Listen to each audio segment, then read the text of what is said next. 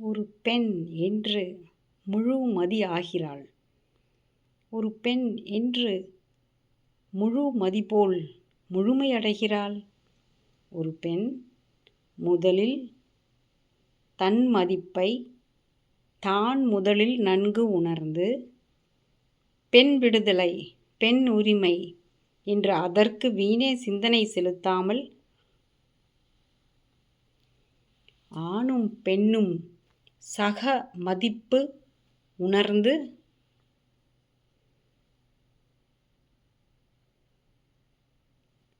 வாழ்வது சாலச் சிறந்தது.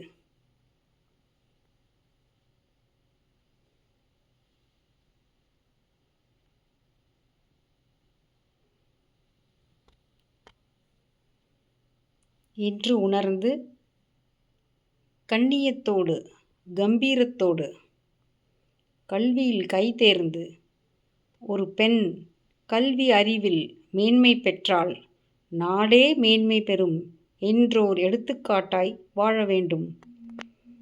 அந்நாளில் அன்றோ ஒரு பெண் முழு மதி ஆகிறாள்.